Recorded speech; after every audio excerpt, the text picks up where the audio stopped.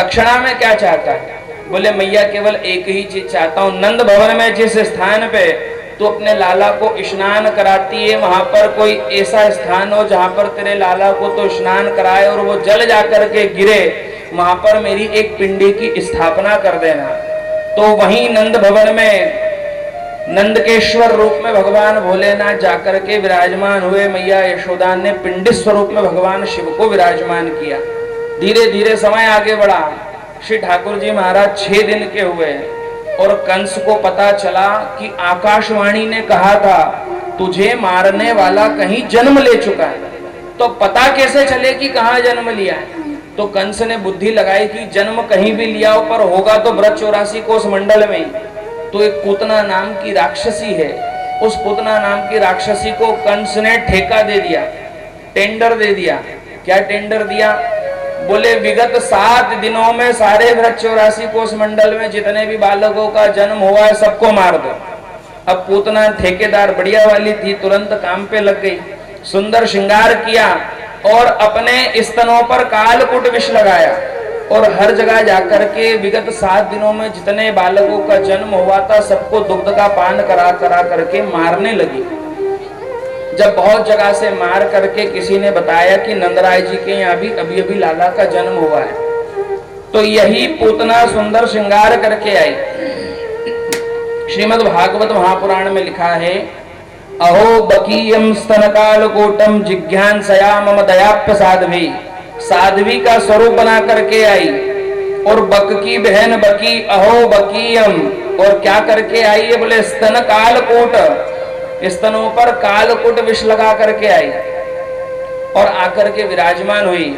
इधर मैया यशोदा लाला को लिए हुए विराजमान है और जैसे ही पूतना पहुंची तो मैया यशोदा से यह पूतना कहने लगी, बोले मैं पड़ोस के गांव में रहती हूँ, मुझे पता चला है आपके यहाँ लाला का जन्म हुआ है, दर्शन करना चाहती हूँ।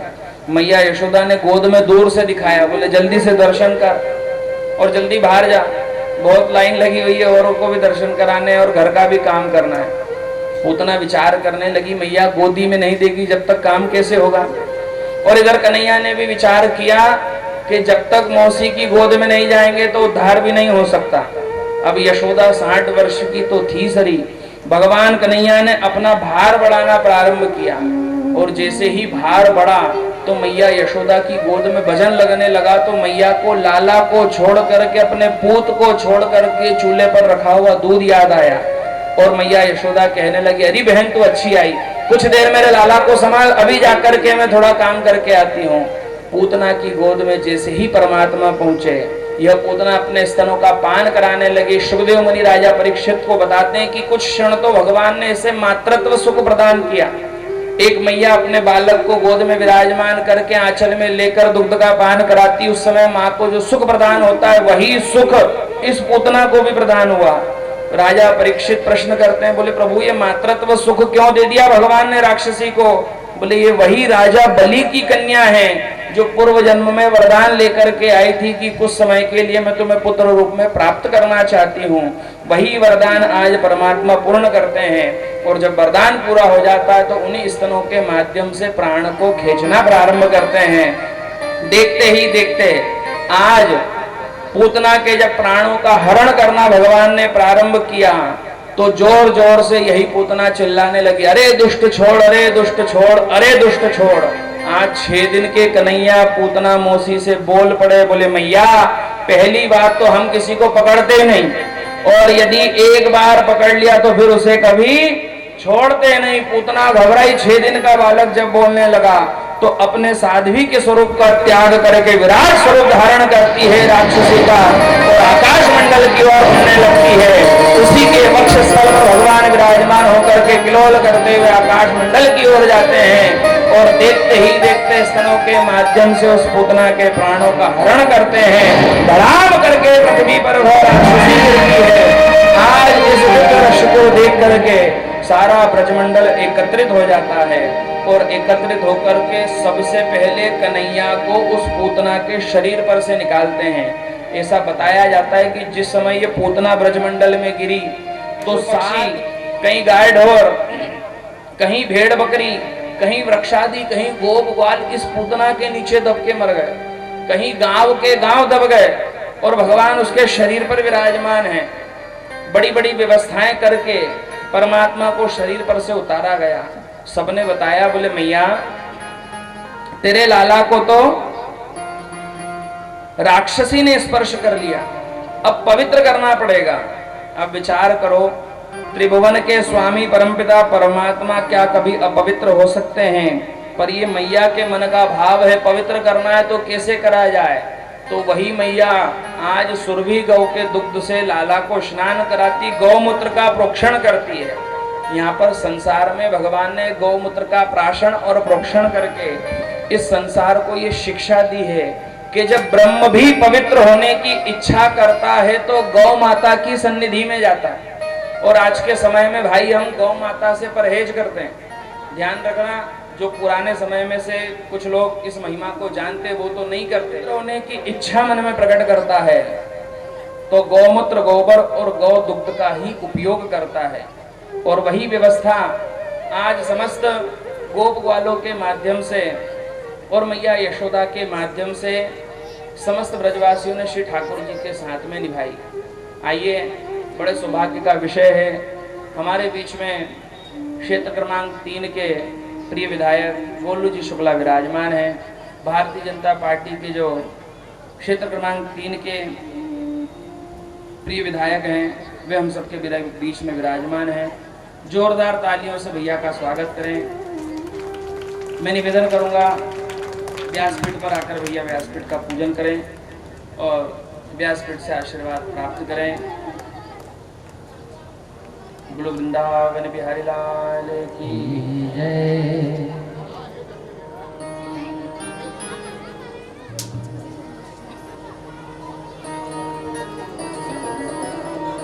श्री राधे राधे गोविंद गोविंद राधे राधे राधे गोविंद गोविंद राधे गोविंद राधे गोपाल राधे गोविंद राधे गोपाल राधे गोपाल राधे राधे राधे गोविंद गोविंद राधे राधे राधे गोविंद गोविंद राधे राधे राधे गोविंद गोविंद राधे राधे राधे गोविंद गोविंद राधे गोविंद राधे गोपाल राधे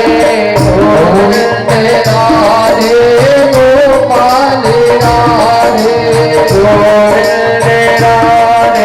राधे गोपाल राधे गोविंद राधे गोपाल राधे गोविंद राधे गोपाल राधे गोविंद राधे गोपाल राधे राधे राधे गोविंद राधे राधे गोविंद गोविंद राधे राधे राधे गोविंद गोविंद राधे राधे राधे गोविंद गोविंद राधे। गुरु वृंदावन बिहारी लाल की। बड़े सौभाग्य का विषय है, भैया पधारे हैं और भैया के लिए कोई नवीन विषय भी नहीं है क्योंकि भैया तो प्रत्येक वर्ष अपने निज निवास पर भी हमारे परम मित्र आनंद जी के माध्यम से भागवत जी और शिव महापुराण का आयोजन करते ही हैं।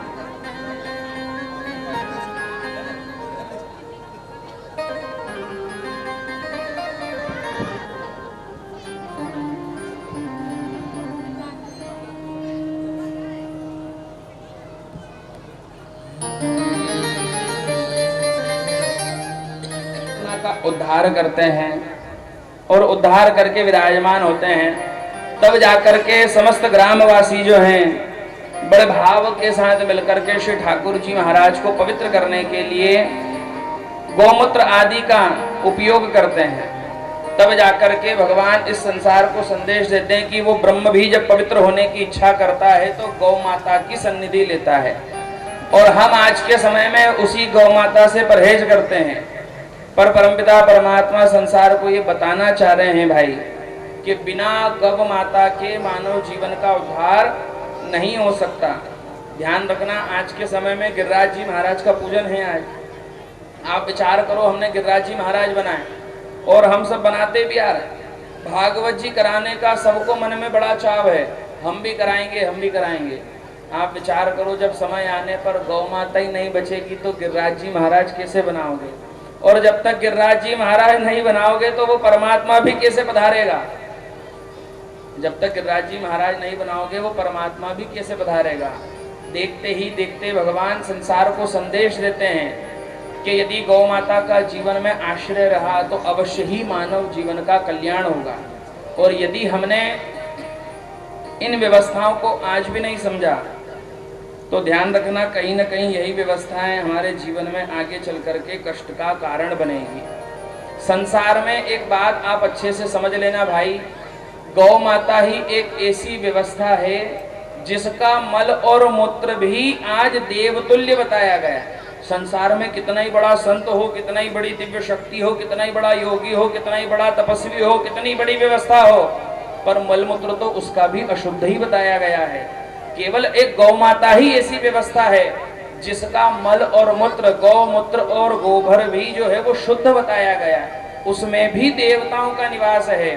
ध्यान रखना, शिव महापुराण के अनुसार एक कथा मिलती है, जिस समय समुद्र मंथन हो रहा था उस समय कामधेनु नाम की गौ प्रकट हुई और कामधेनु गौ के शरीर में संसार के समस्त देवता निवास करने लगे। और जब संसार के समस्त देवताओं ने निवास कर लिया तो मैया लक्ष्मी और महारानी गंगा जो है वो अपने किसी कार्य में व्यस्त हो गई। और जब लक्ष्मी और गंगा अपने कार्य में व्यस्त हुई, उसी समय गौ माता के मन में विचार आया कि लक्ष्मी और गंगा को भी तो हमारे शरीर में निवास मिलना चाहिए। तब जाकर के सब देवताओं से प्रार्थना करी कि गौ माता के शरीर के हर अंग में कहीं ना कहीं देवताओं का निवास है। आपने बाजार में एक वो तस्वीर देखी होगी ना, जिसमें गौ माता विराजमान है और शरीर के हर अंग में कोई ना कोई देवता विराजमान है। तो हर अंग में कोई ना कोई देवता विराजमान है। अब हमें तो कहीं स्थान ही नहीं मिला। भगवान नारायण से जाकर प्रार्थना करी कि एक बात बताओ प्रभु, अब हम कहाँ जाकर के विराजमान हो गए? तब जाकर के परमपिता परमात्मा बताते हैं कि एक स्थान यदि तुम चयन करना चाहो तो आज भी खाली है, रिक्त पड़ा हुआ है। कहाँ विराजमान हो प्रभु? बोले गौ माता के गोबर में और गौ मूत्र में आज भी स्थान रिक्त है, यदि चाहो तो जाकर के वहां निवास करो। तो ऐसा बताया गया कि महारानी लक्ष्मी तो गोबर में जाकर के निवास करती है और महारानी गंगा गौमूत्र में जाकर के निवास करती है। इसलिए हमारे यहाँ पर गंगा जल से भी अधिक महत्व गौमूत्र का बताया गया। जहाँ पर पवित्रीकरण की व्यवस्था हो तो ऐसा माना जाता है कि गंगा जल की एक बूंद भी यदि छींट दी जावे तो स्थान। हमारे यहाँ नियम है कि श्री ठाकुर जी महाराज को जब विराजमान किया जाता है तो पहले नीचे गोबर का चौक लगाया जाता है, फिर उस पे पाटा धरा जाता है, फिर उसके ऊपर परमात्मा को विराजमान किया जाता है। साथ साथ में उसी शिव महापुराण के अनुसार एक सूत्र भी निकल करके आता है कि यदि हमें लगता है कि हमारे घर में किसी प्रकार का कोई वास्तु दोष है, कोई ऐसी व्यवस्थाएं जो कहीं ना कहीं हमें संपन्नता प्रदान करने से रोक रही है, तो हमारे घर के ईशान कोण में गौ माता के गोबर का चौक लगा करके प्रतिदिन सायं काल के समय उस स्थान पर दीपक लगाने से घर का सारा वास्तु दोष जो है वो समाप्त हो जाता है और मैया लक्ष्मी की अपार कृपा प्रत्येक जीव को प्राप्त होती है। क्योंकि उसी गौ माता के गोमूत्र और गोबर में लक्ष्मी और गंगा का भी निवास बताया गया है। और जब भगवान श्री नारायण पूतना का स्पर्श करते हैं तो समस्त ग्रामवासी मैया यशोदा इत्यादि भी परब्रह्म के पवित्रीकरण के लिए उसी गौ माता के गोबर और गोमूत्र का उपयोग करते हैं। भगवान का सुंदर श्रृंगार करके मैया घर लेकर के आती है। श्री ठाकुर जी महाराज और बड़े होते हैं तो जिस समय परमपिता परमात्मा श्री हरि नारायण की 3 माह की आयु थी और भगवान प्रातः काल के समय स्नान करके अपने आंगन में विराजमान थे, उसी समय एक तृणावर्त नाम का दैत्य आया। तृणावर्त मतलब बवंडर आया, गर्मी के समय में आता है ना, हमारे यहाँ उसको क्या कहते हैं, भूतालिया। तो बवंडर आया, तृणावर्त नाम का दैत्य आया और परमपिता परमात्मा को अपने साथ आकाश मंडल में उड़ा करके ले गया। देखते ही देखते भगवान ने एक ही मुष्टिका के प्रहार से उसका भी उद्धार किया और भगवान आकर के पुनः अपने आंगन में विराजमान हुए। आगे चल करके भगवान और बड़े हुए, तो भगवान ने पहली बार अपना स्थान परिवर्तन करा। छोटा बच्चा जब बड़ा होता है तो करवट लेना सीखता है ना, वैसे ही भगवान ने अपना स्थान परिवर्तन करा तो गलती से यशोदा की नजर पड़ गई। तो यशोदा के मन में विचार आया कि आज लाला ने पहली बार अपना स्थान बदला, करवट लिए, हमें तो करवटोत्सव करना चाहिए। नंद बाबा ने समझाया 60 वर्ष में छोरे का जन्म हुआ लाला का, बुढ़िया सठिया गई है, करवटोत्सव भी कोई होता है क्या? मैया यशोदा ने कहा कोई साधारण लाला का नहीं होता होगा, हमारे पास कोई कमी है, हम तो करवटोत्सव भी करेंगे। बच्चे ने पहली बार करवट ली, उत्सव बनाएंगे। तब जाकर के नंद बाबा ने कहा बोले उत्सव तो बनाएंगे पर अब की बार थोड़ा बढ़िया वाला आयोजन करेंगे। वो कैसे होता है? बोले अब की बार हम बहुत सारे भोजन पानी की सामग्री लेंगे और बड़े बड़े बैलगाड़ी छकड़ों में रख करके वन में चलेंगे और बढ़िया एक की व्यवस्था कर लेंगे जो दाल वाफले लड्डू बनाए, जैसे कल जायसवाल जी ने करी थी, चतुर्थी का उद्यापन करा था, चतुर्थी की व्रत करा था तो, और बोले वैसी कोई व्यवस्था कर लेंगे जो दाल वाफला लड्डू बनाए और जाकर के उससे बढ़िया भोजन बनवाएंगे और खूब आनंद करेंगे और भोजन करेंगे। मैया यशोदा ने कहा बोले ये तो और बढ़िया व्यवस्था है, जल्दी करना चाहिए।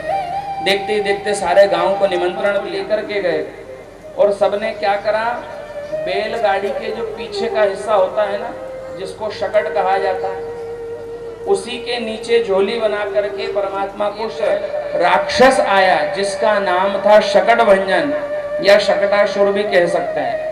और वह शकट का स्वरूप धारण करके आया और जिस शकट पर भगवान विराजमान थे उसी पर धीरे धीरे धीरे धीरे करके वजन डालने लगा, परमात्मा को दबाने लगा।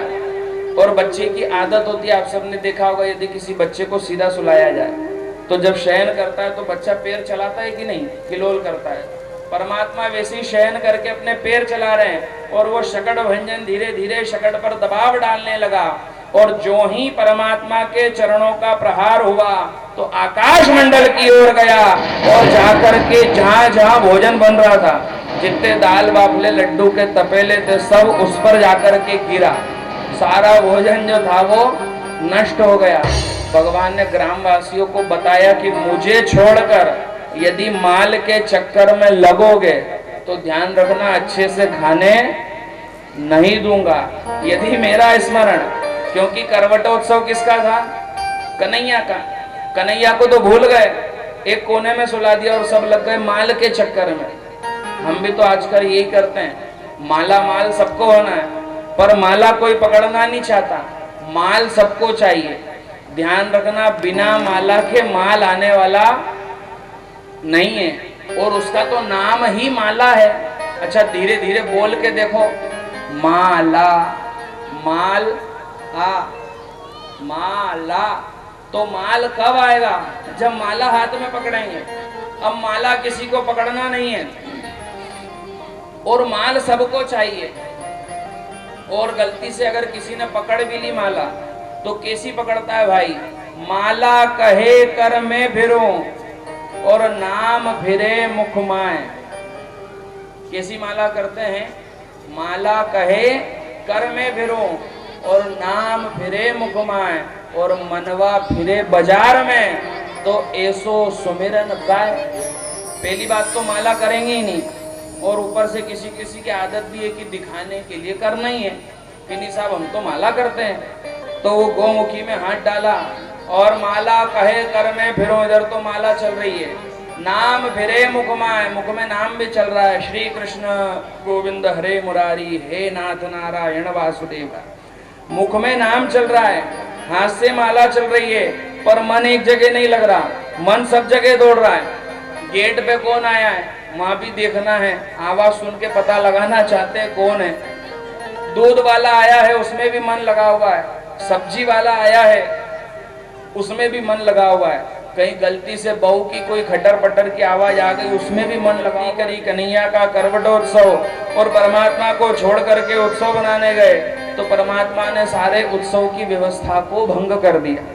ध्यान रखना, जब परमात्मा के लिए उत्सव करो तो उसको मत भूल जाना। कई जगह ये भी गलतियां हो जाती है, जिसका उत्सव है उसी को भूल गए और हमारी दुकानदारी जमाने में लग गए और कहीं गलती से उसके सोच पड़ गई तो ध्यान रखना 1 मिनट में सारी व्यवस्थाएं बिगाड़ देता है। तृणावर्त को लात मारी तो सारे दाल बाफले के तपेले बिगाड़ दिए।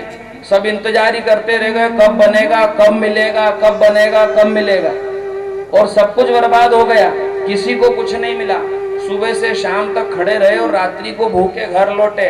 नंद बाबा को 4 बातें और सुनना मिली, बाबा कैसा आयोजन, तुम्हारे लाला में क्या है? जब देखो जब कोई राक्षस आ जाता है, इसके पहले तो ब्रजमंडल में कोई राक्षस आता नहीं था। नंद बाबा ने सबसे क्षमा मांगी। आगे चल करके कन्हैया और बड़े हुए तो मैया यशोदा ने कहा, बोले बाबा एक बात बताओ, हमने सब कुछ किया और लाला इतना बड़ा हो गया और अब तो 6 माह पूर्ण होने को है, तो हमें लाला का नामकरण संस्कार तो करना चाहिए, बच्चे का नाम तो रखना चाहिए। अरे देखो आजकल के लोगों को बच्चा हुआ ही नहीं, उसके पहले ही मोबाइल पे सर्च करना चालू कर देते, रखेंगे क्या, नया कौन सा चल रहा है, ट्रेंडिंग नेम कौन सा है, आज से ही विचार करना चालू कर देते हैं। अरे कई तो 6 महीने पहले ही विचार कर लेते हैं कि नाम क्या रखेंगे, और हमारे तो हुए को 6 महीने हो गए, अभी तक नामकरण संस्कार ही नहीं करा। तो कम से कम नामकरण संस्कार तो करना चाहिए। भगवान श्री ठाकुर जी महाराज का नामकरण संस्कार होने की तैयारी हुई तो मैया रोहिणी को भी बुलाया गया और दोनों बालक, मैया रोहिणी के बलदाव जी महाराज और यशोदा के कन्हैया, दोनों को विराजमान करके आज भगवान श्री ठाकुर जी के नामकरण संस्कार के पूर्व में नंद बाबा विचार करते हैं कि जब भी हम लाला के लिए कोई आयोजन करते हैं तो देखते ही देखते हमारे लाला पर कोई समस्या आ जाती है। लेकिन आज हम एक काम करेंगे कि आयोजन की किसी को सूचना ही नहीं करेंगे। ऐसा होता है ना कि जब भी कोई आयोजन करो जब बिगड़ जाता है। पहले आयोजन करा तो पूतना आ गई, लाला का जन्म हुआ, फिर आयोजन करा तो वो तृणावर्त आ गया, फिर कुछ हुआ तो वो शकट भंजन आ गया। अब की बार किसी को पता ही नहीं चलने देंगे। बोले कहाँ करोगे आयोजन? बोले गौशाला में जाकर के चुपचाप पूजन पाठ करा के नामकरण संस्कार करेंगे। ऐसा होता है ना कि कभी कभी परिवार में भी ऐसा हो जाता है, जब भी कोई आयोजन रखो तो जब ननंद भौजाई इकट्ठा होकर के लड़े तो बोले काम करो, अब की बार ऐसा आयोजन करेंगे कि चुपचाप सत्यनारायण की कथा सुबह सुबह 4 बजे ही निपटा लेंगे। जायसवाल जी क्या हो जाती है ना 4 बजे।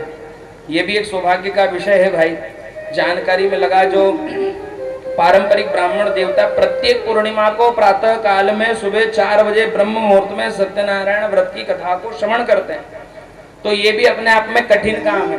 क्योंकि अभी सुनने में तो ऐसा लगेगा चैत्र और वैशाख का महीना चल रहा, सुबह 5 बजे उठना कोई बात नहीं, अरे साहब हम भी उठ जाएंगे, 4 बजे उठना हम भी उठ जाएंगे। पर विचार करो ये एक दिन का नियम नहीं है, हर समय का नियम है। पोष का महीना भी आता होगा जब कड़कड़ाती ठंड होती होगी, माघ का महीना भी आता होगा जब हम रजाई से बाहर नहीं निकल सकते। जनवरी और नवंबर के महीने की ठंडी को तो आप जानते हैं, जिसको हम हिंदी में पोष और माघ का महीना कहते हैं। उस समय में कितनी ठंडी होती है और उस समय में भी ब्रह्म मुहूर्त में उठ करके भगवान सत्यनारायण व्रत की कथा को श्रवण करना। ध्यान रखना ये उस सत्यनारायण का ही प्रभाव है जो आज पुराण पुरुषोत्तम श्रीमद् भागवत महापुराण के रूप में बैठे हैं। कहीं ना कहीं उस व्रत के, क्योंकि भगवान प्रसन्न होते हैं तो क्या देते हैं, किसी को हल्ला नहीं करेंगे, गौशाला में जाकर के चुपचाप नामकरण संस्कार करेंगे। और उसी के साथ में श्रीमद् भागवत महापुराण के माध्यम से हम बताना चाहते हैं कि हमारे बीच में अंकित जी भनोपिया हिंदू महासभा नगर अध्यक्ष विराजमान हैं। मैं निवेदन करूंगा व्यासपीठ पर पधारें और व्यासपीठ का पूजन करें, साथ साथ में व्यासपीठ से आशीर्वाद प्राप्त करें। तो देखते ही देखते भाई भगवान के नामकरण संस्कार की व्यवस्था प्रारंभ हुई, पूजन पाठ की तैयारी करी गई, बड़े बड़े यज्ञ अनुष्ठान की तैयारी करी गई।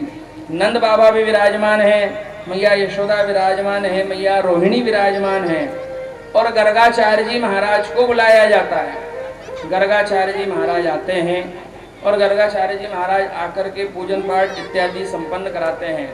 और जब पूजन पाठ इत्यादि संपन्न होता है तो सबसे पहले बलदाव जी को देख करके बलदाव जी का नामकरण संस्कार किया जाता है। और जब बलदाव जी का नामकरण संस्कार करने लगते हैं,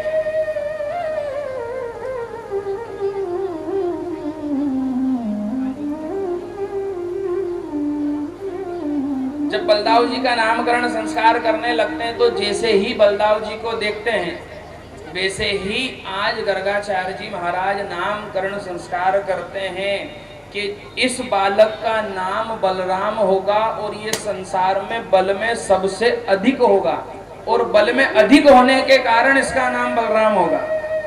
और जैसे ही ठाकुर जी को हाथ में लिया और देखा तो गर्गाचार्य जी महाराज कोई साधारण ज्योतिषी नहीं थे भाई, त्रैलोक्य के दृष्टा थे। और उन्हीं त्रैलोक्य के दृष्टा ने आज कन्हैया को गोद में लेकर जो ही नामकरण संस्कार करना चाहा तो सबसे पहले मुख से सूत्र निकला, आकर्षयति इति कृष्ण। बोले जो जीव के पापों का आकर्षण कर लेगा उसी का नाम कृष्ण है। या ऐसा भी समझ सकते हैं जिसको देख करके जीव आकर्षित हो जाएगा। आप ऐसे समझ लो, कालका माता को देख के कभी आकर्षण नहीं होता, सेवा करने का भाव जरूर हो जाएगा। हनुमान जी को देख करके आकर्षण नहीं होगा, देख करके सेवा करने का, पूजन करने का मन हो जाएगा। और किसी देवता को देख करके आकर्षण नहीं होगा, पर श्री ठाकुर जी महाराज के किसी भी स्वरूप को देख लो, राधा रमण सरकार को देख लो, राधा वल्लभ लाल को देख लो, यदि प्रतिदिन स्नान ध्यान करके छोटा सा चंदन तिलक भी लगा दिया जाता है तो प्रतिमा में ऐसी चैतन्यता आ जाती कि देख करके जीव आकर्षित होने लगता है। ऐसा लगने लगता है मानो साक्षात परमात्मा बैठे हैं और जीव आकर्षित होने लगता है। आकर्षयति इति कृष्ण। और देखते ही देखते गर्गाचार्य जी समझ गए कि ये कोई साधारण बालक नहीं है, ये तो साक्षात ब्रह्म है। मैया यशोदा को बताने लगे, अरे मैया ये तो अकारण करुणा वरुणालय अनंत कोटि ब्रह्मांड नायक और पता नहीं क्या क्या क्या क्या कहने वाले थे। भगवान ने रोका, बोले बाबा रुक जाओ, अगर गलती से मैया को ये बता दिया कि हम भगवान हैं तो हमारी दुर्गति हो जाएगी। गर्गाचार्य जी महाराज ने कहा, बोले प्रभु ऐसा क्यों कह रहे हैं? बोले शायद आप नहीं जानते हो, आज के समय में संसार में सबसे ज्यादा दुर्गति किसकी है भाई? सबसे ज्यादा संकट में कौन है? सबसे ज्यादा संकट में कौन है? मानव नहीं है भाई संकट में। आज के समय में सबसे ज्यादा यदि दुर्गति है तो भगवान की है। सबसे ज्यादा संकट में है तो कौन है? भगवान है। आप कहोगे कैसे गुरुजी? आप विचार करो, हम सबके लिए घर में कितनी उत्तम उत्तम व्यवस्थाएं हैं, बढ़िया बढ़िया, रोज चकाचक भोजन भी चाहिए, व्यवस्थाएं भी चाहिए, और बेचारे भगवान कितने दुखी है। सबसे पहली बात तो अलमारी के एक ही कोने में सारे परिवार को रहना पड़ता है। उसी कोने में भोलेनाथ जी भी बैठे हैं, उसी कोने में लड्डू गोपाल भी बैठे हैं, उसी में जगदम्बा भी बैठी, उसी में राम लक्ष्मण भी बैठे हैं, उसी में राम दरबार भी बैठे हैं। सारे भगवान, कुल देवी देवता, पितर फितर जितने हैं सब एक कोने में बैठे हैं। और भाई ज्यादा से ज्यादा भगवान को मिलता क्या है? भगवान कन्हैया कह रहे हैं गर्गाचार्य जी से, अगर कोई भगवान बन भी गया तो उसको मिलेगा क्या? मैं तो लाला बन के पधारा हूँ, मैं तो आनंद लेने आया हूँ, रोज चकाचक माल खाऊंगा, रबड़ी मालपुए का आनंद लूंगा, थोड़ा बड़ा हो जाऊंगा तो अभी माखन मिश्री का आनंद लूंगा। और गलती से भगवान बन गया तो मिलेगा क्या? सुबह एक रुई की बत्ती, वो भी जरा से घी में डूबी हुई। माताओं की आदत होती ना, एक ही डब्बे में बहुत सारी बत्ती भर लेगी और खाली घी से छुआ लेगी, बोले ज्यादा देर नहीं जलना चाहिए। तो खाली सुबह शाम एक एक रुई की बत्ती, 2 अगरबत्ती, जिसके धुएं से खांसी आने लगे, मच्छर भी उसी से मर जाए और भगवान को भी दिखा दो। आजकल ऐसा भी पैटर्न चला है, दुकान पे मिलती है, किसी को पता ही नहीं चले, लोगों को लगे भगवान को दिखाई और पता चला 2 काम एक साथ हो गए, अगरबत्ती भी लग गई और मच्छर भी मर गए। तो भाई भगवान को मिलता क्या है? दोनों समय रुई की बत्ती, 2 अगरबत्ती और एक कटोरी में 4, 5, 10 चिरौंजी के दाने। अब माताओं की एक स्वभाव और होता है, घर में जमाने भर के भगवान भी इकट्ठे कर लेती है। ये गुरुजी रामेश्वर गई थी वहां से लई, ये जगन्नाथ गई थी वहां से लई, ये ओंकारेश्वर गई थी वहां से लई, ये उज्जैन गई थी वहां से लई, ये तिरुपति गई थी वहां से लई, और सब एक ही अलमारी में दैनिक भास्कर के फ्रंट पेज पे बैठे हुए हैं। होता है ना, अलमारी में बिछा देते हैं ताकि गंदगी नहीं हो। हमारे घर का पेंट खराब नहीं हो, इसलिए कई घरों में देखा है कि मंदिर के आलिये में दैनिक भास्कर बिछा हुआ है। भाई पेंट खराब नहीं होना चाहिए, भले भगवान को कष्ट हो जाए। तो उसी में भगवान बैठे हैं और एक ही अलमारी में सब बैठ करके जब भोग लगाया तो 3-4 चिरौंजी के दाने रख दिए, घंटी बजा दी, तुलसी पत्र डाल दिया अब सब बेचारे एक दूसरे का मुंह देख रहे हैं कि हम तो हैं 12-15 और कौन नहीं खाएगा। तो आपस में त्रास करने लगते हैं कि देखो कल तुमने खा लिया था, अब आज तुम उपवास करो, आज हमारी बारी। और जिनने आज खा लिया वो कल त्रास करते कि भाई कल तुमने खा लिया था, आज हमारी बारी। तो कन्हैया कह रहे हैं प्रभु बोले सब कुछ कर देना, पर मैया को ये मत बता देना कि मैं भगवान हूँ। मैं तो लाला बन करके आया हूँ, अगर गलती से भगवान बता दिया तो एक अलमारी में बिठा देगी, सुबह शाम अगरबत्ती दिखाएगी, दुलार नहीं करेगी, पास में आने से डरेगी। और मैं तो चाहता हूँ माँ की गोद में बैठ के किलोल करूँ, नाना प्रकार की लीलाएं करूँ। इसलिए आपको जो अच्छा नाम लगे वो नामकरण संस्कार कर दो। ये गौ माता का रक्षक होगा और गौ लीला करते हुए इसके जीवन का यापन होगा, इसलिए इसका नाम मैं गोपाल रखता हूँ। और भी बहुत सारे नाम रखे। और जब श्री ठाकुर जी के नाम गर्गाचार्य जी के मुख से निकलने लगे तो सारे ब्रजमंडल की गोपियां इकट्ठा होने लगी और देखते ही देखते अनेक अनेक गोपियां श्री ठाकुर जी को अनेक अनेक नाम से पुकारने लगी। इतनी देर में एक गोपी ने पीछे से गीत गाया और कहने लगी कि भैया चाहे कुछ भी कोई कहे, पर मैं तो मेरे कन्हैया को ये कह के पुकारूंगी। और उस गोपी ने क्या कहा कि कोई कहे गोविंदा, कोई गोपाला, अरे कोई कहे गोविंदा, कोई गोपाला।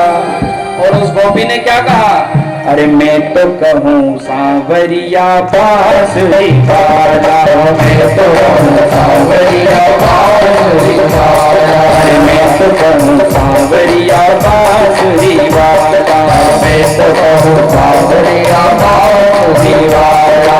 कोई कहे गोविंदा, कोई गोपाला, कोई कहे गोविंदा, कोई गोपाला, मैं तो कहूँ सांवरिया बांसुरी वाला, मैं तो कहूँ सांवरिया बांसुरी वाला। मीरा ने नटे बड़े, मीरा ने शाम कहा, मीरा ने नटे बड़े, मीरा ने शाम कहा, तुम जाने नटे बड़े, मीरा ने शाम कहा, तुम जाने नटे बड़े। ग्वालों ने तुझको, ग्वालों ने तुझको पुकारा है ग्वाला, ग्वालों ने तुझको पुकारा है ग्वाला। सांवरिया बांसुरी वाला, सांवरिया बांसुरी वाला, सांवरिया बांसुरी वाला, सांवरिया बांसुरी। कोई कहे गोविंदा, कोई गोपाला, कोई कहे गोविंदा, कोई गोपाला, हरि मैं तो कहूँ सांवरिया बांसुरी वाला, मैं तो कहूँ सांवरिया बांसुरी वाला।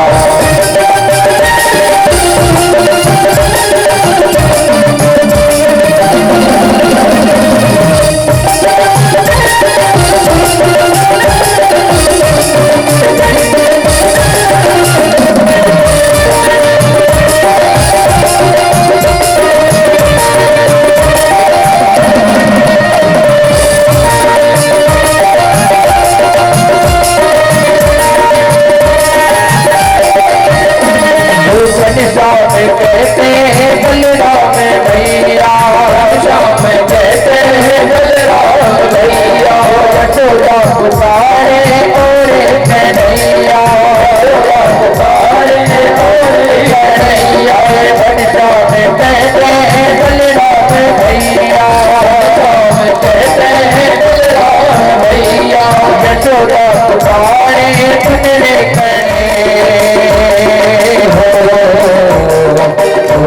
की आंखों पे छुपे हो उजाला।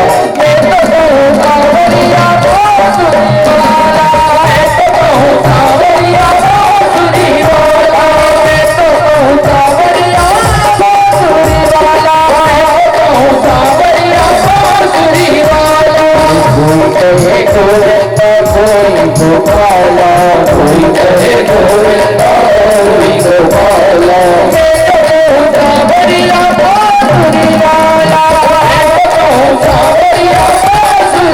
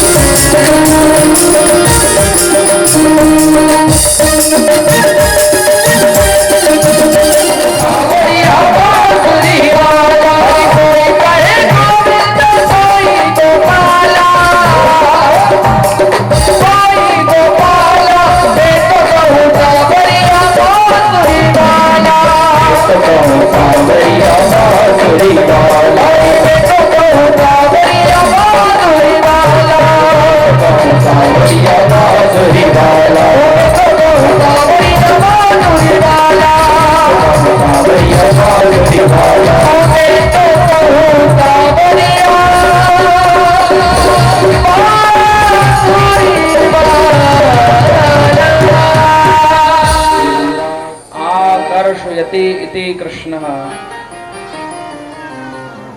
जिसके चरणों का स्मरण मात्र ही जीव के पापों का आकर्षण कर लेगा।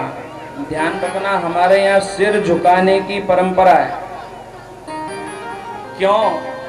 क्योंकि भगवान के पैरों में ऐसी शक्ति है कि जो आकर के सिर झुका देता है उसके पाप का आकर्षण हो जाया करता है। और पाप होता कहाँ है? यहीं तो होता है। जैसे ही झुकाया वैसे ही सारा पाप इधर। इसलिए भगवान का नाम कृष्ण रखा, जिसको जीव देख करके मोहित हो जाए, इसलिए भगवान का नाम मोहन हुआ। श्री ठाकुर जी महाराज धीरे धीरे और बड़े होने लगे। भगवान ने सोचा आगे चल करके अपने को कुछ लीलाएं करना है, जैसे माखन चोरी करना है। अब होता है ना, जो काम पहले बाहर जाके करना उसकी घर में प्रैक्टिस कर लो तो ज्यादा अच्छा हो जाए। तो प्रातः काल के समय श्री ठाकुर जी महाराज उठे और उठ करके विराजमान हो गए जिस कक्ष में मैया दूध दही माखन रखती थी, और वहीं विराजमान होकर के जितने मटके थे सब में से थोड़ा थोड़ा माखन खाया और बचा हुआ बिगाड़ करके वहीं रख दिया, सारा कक्ष फैला दिया। और आईने दर्पण के सामने जाकर के विराजमान हो गए। और जो ही मैया ने पूछा कन्हैया ये सब किसने किया, तो आईने की ओर इशारा करके कहने लगे मैया ये आईने में जो दिख रहा है ना काला कलूटा लड़का, ये सब इसी ने करा है। अच्छा कन्हैया तूने कुछ नहीं करा? बोले हाँ मैया मैंने कुछ नहीं करा। बोले कहाँ गया ये? बोले अभी अभी पकड़ने के लिए मैं से दौड़ रहा था, इस चक्कर में मेरे हाथ पैर पे सब माखन लग गया, पर मैंने तेरी मटकी को हाथ नहीं लगाया, अभी अभी इस लड़के ने करा। मैया ने सोचा छोटा बच्चा है, लीला कर रहा होगा। होता है ना छोटा बच्चा कभी कभी अपनी परछाई को देख करके खेल करने लगता है। वैसे श्री ठाकुर जी को समझ करके मैया ने छोड़ दिया। आगे चल करके भगवान एक फल विक्रणी का उद्धार करते हैं। प्रातः काल के समय मैया यशोदा ने सुंदर स्नान करके अपने आंगन में विराजमान किया और एक फल विक्रणी आती है, माथे पर सुंदर सुंदर फल का टोकरा लिए हुए, फल ले लो। भगवान इच्छा प्रकट करते हैं मैया से, मैया मुझे फल चाहिए। अब जैसे आज के समय में होता है ना, बच्चों को पैसा लेकर भेजना पड़ता है। उस समय में पैसे का काम नहीं होता था, वस्तु विनिमय चलता था।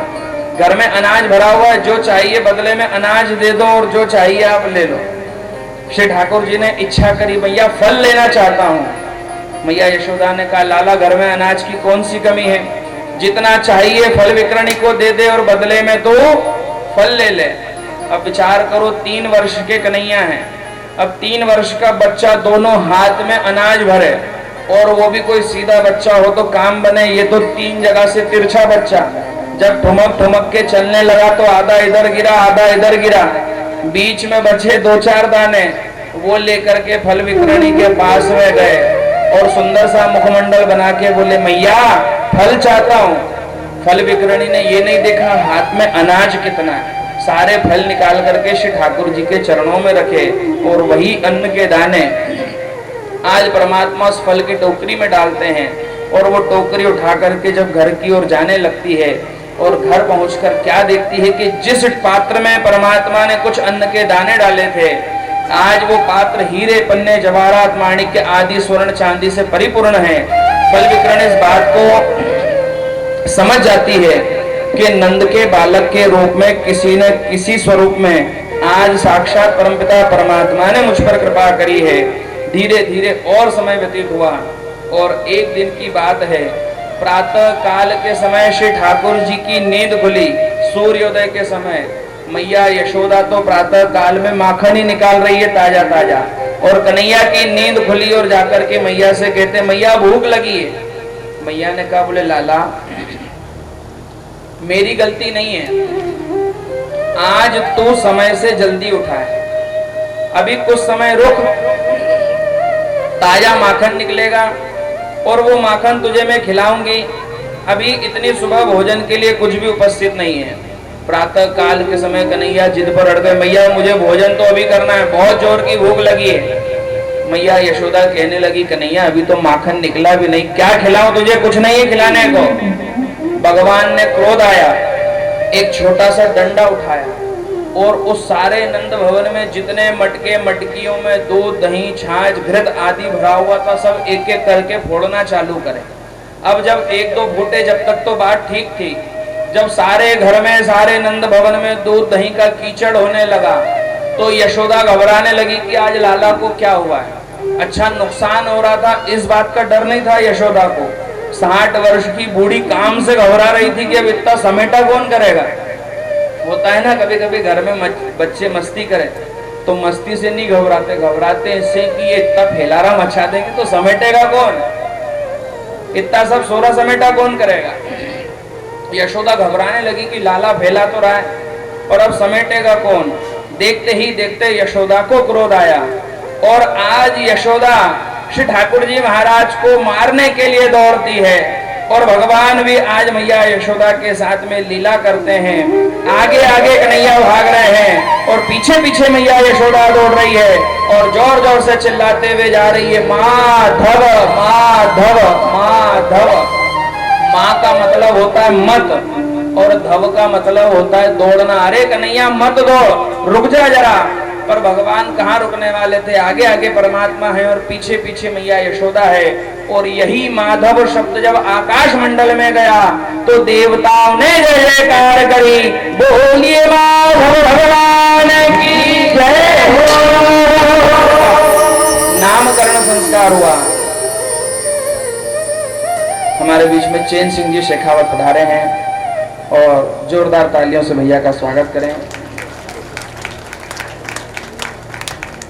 भगवान का नामकरण संस्कार माधव हुआ और मैया यशोदा ने खूब बांधने का प्रयास किया, फिर भी कन्हैया बंधने के लिए तैयार नहीं।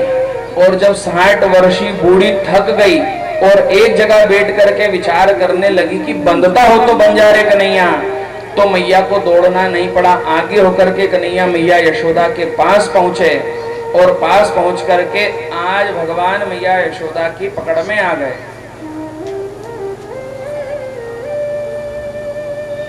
बहुत प्रयास करके मैया यशोदा ने कन्हैया को बांधना चाहा, कहीं से रस्सी लेकर के आई और भगवान को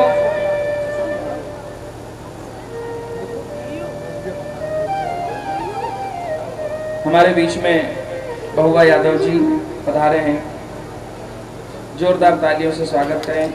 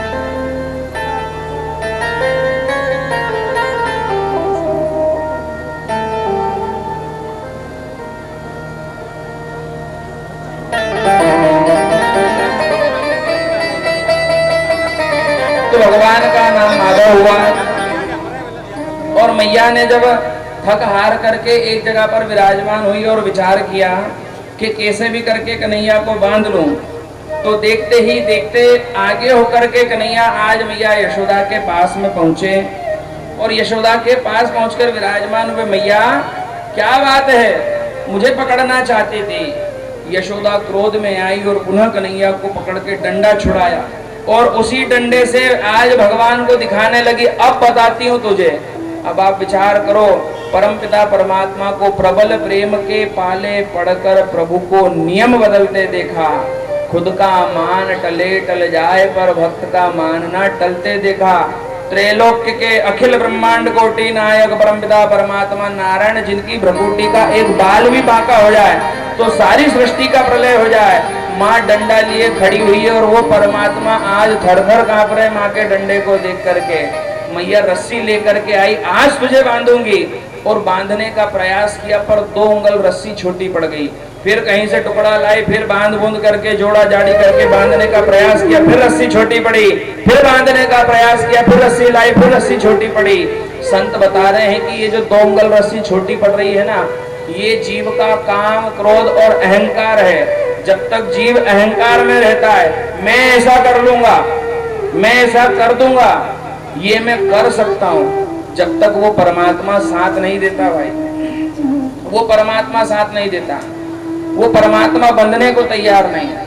और जब तक जीव क्रोध में रहता है, जब तक भी परमात्मा प्राप्त होने वाला नहीं। जिस दिन जीव अपने अहंकार का और अपने क्रोध का त्याग करता है, उस दिन परमात्मा प्रकट हो जाते हैं और बंधने के लिए तैयार रहते हैं। यशोदा थक गई बांध बांध करके, और अंत में जब समर्पण भाव से कहने लगी कि बंधता हो तो बन जा रे कन्हैया, तो केवल 2 उंगल रस्सी से भी परमात्मा बंध गए। और ध्यान रखना, दाम कहते हैं रस्सी को, दाम किसको कहते हैं? रस्सी को। और मैया यशोदा ने बांधा कैसे? उदर से, ऐसे दोनों हाथ नीचे करके पेट पे रस्सी लपेट के बांधते हैं ना, ऐसे मैया ने ओखल से कन्हैया को उदर से बांधा। दाम कहते हैं रस्सी को। और यही दृश्य जब भगवान के पार्षदों ने देखा तो आकाश मंडल से जय जयकार हुई, बोलिए दामोदर भगवान की जय। भगवान का नामकरण संस्कार एक और हुआ, दामोदर नाम हुआ। भगवान उखल से बने हैं और मैया यशोदा जितना कन्हैया ने सब दूध दही फैलाया है समेटने लगती है।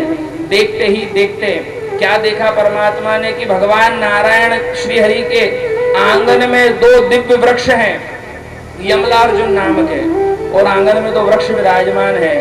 आज देखते ही देखते परमात्मा उस उखल को, उखल समझते हैं ना सब, गेहूं की कोठी होती है, ऐसा लकड़ी का होता है, मैया ने उससे बांधा और 2 वृक्ष विराजमान थे। बीच में से कन्हैया तो निकल गए, वो लकड़ी का उखल अटक गया। और देखते ही देखते जो ही भगवान ने जोर का झटका दिया तो वो दोनों वृक्ष पृथ्वी पर धराशायी हुए और उस वृक्ष में से 2 दिव्य दूत प्रकट हुए और चले गए। जय जयकार होने लगी, बोलिए भक्तवत्सल भगवान की जय। आज राजा परीक्षित प्रश्न करते बोले, प्रभु ये वृक्ष में से दूत कौन प्रकट हुए? तब जाकर के शुभदेव मुनि बताते हैं कि जब वृक्ष पृथ्वी पर धराशायी हुए, तब जाकर के उस वृक्ष पुरुष प्रकट हुए। वो कुबेर के पुत्र नल कुबेर और मणिग्रीव थे। राजा परीक्षित प्रश्न करते हैं, ये भगवान के आंगन के वृक्ष क्यों बने हुए थे? तब जाकर के शुभदेव मुनि बताते हैं, बोले एक बार की बात है, कुबेर के पुत्र हैं नल कुबेर और मणिग्रीव सरोवर में अपनी अपनी पत्नियों के साथ स्नान कर रहे थे। उसी समय नारद जी निकले। नारद जी की दृष्टि पड़ी तो नारद जी को देखने के बाद भी इन्होंने अपना व्यवहार नहीं बदला। ऐसा हो जाता है ना, हम किसी सांसारिक प्रक्रिया में व्यस्त हैं और यदि घर के बड़े, समाज के कोई बड़े हमारे बीच में आ जाए तो हमें अपना स्वभाव बदल लेना चाहिए। अब कोई समझदार होता है तो वो अपना स्वभाव बदल लेता है, पर कुछ इस प्रकृति के भी होते हैं कि कोई भी आ जाए हमको क्या लेना देना, हम अपना स्वभाव क्यों बदलें। तो ये नारद जी के देखने पर भी जल क्रीड़ा में अपनी अपनी स्त्रियों के साथ में व्यस्त रहे। नारद जी ने क्रोध में आकर के श्राप दिया, अरे कुबेर के पुत्र होकर के तुम्हें धन का अभिमान है, संतों का अपमान करते हो, सम्मान करना नहीं जानते, मैं तुम्हें श्राप देता हूं कि जाकर के वृक्ष बन जाओ। दोनों ने आकर के नारद जी से क्षमा मांगी, अरे प्रभु हमें क्षमा कीजिए, अपराध हो गया। नारद जी ने कहा, बोले अब श्राप दिया तो वृक्ष तो बनना पड़ेगा, पर बदले में आशीर्वाद देता हूं कि वृक्ष तो बनो, पर नारायण के निवास के वृक्ष बनो, और समय आने पर वही गोविंद प्रकट होकर के तुम्हारा उद्धार करेंगे। वही कुबेर के पुत्र नल कुबेर और मणिग्रीव आज यमलार्जुन बन करके श्री ठाकुर जी के आंगन में वृक्ष के रूप में विराजमान है। देखते ही देखते परमात्मा उनका उद्धार करते हैं। अब वृक्ष गिर गए, 2 दूत आकाश मंडल में चले गए और मैया यशोदा काम से जब छूटी तो क्या देखा कि लाला बंधा हुआ और 2-2 विशालकाय वृक्ष गिरे हुए, तो सिर पर हाथ रख करके विचार करती है, मैं भी बूढ़ापे में पगला गई हूँ, सठिया गई हूँ। बुढ़ापे में परमात्मा ने कृपा करी, लाला का जन्म हुआ, कहीं गलती से वृक्ष मेरे लाला पर गिर जाते तो मैं कहां से लाती इतना सुंदर लाला। जल्दी से लाला को खोला, अरे लाला तू कह रहा था ना तुझे भूख लग रही है, चल तुझे दुग्ध पिलाऊंगी। आज भगवान जिस पात्र पर खड़े हुए थे उसी पात्र पर खड़े खड़े मैया यशोदा के दुग्ध का पान करने लगे। इस दृश्य को जब बड़े बड़े देवी देवताओं ने देखा तो सबके मन में ईर्ष्या उत्पन्न हुई, क्योंकि भाई ये सुख तो न संसार की महाकाली को प्राप्त हुआ, न महालक्ष्मी को प्राप्त हुआ, न महासरस्वती को प्राप्त हुआ, संसार की किसी देवी को यह सुख प्राप्त नहीं हुआ। तो आज यशोदा के भाग्य से सारे देवता भी जलने लगे।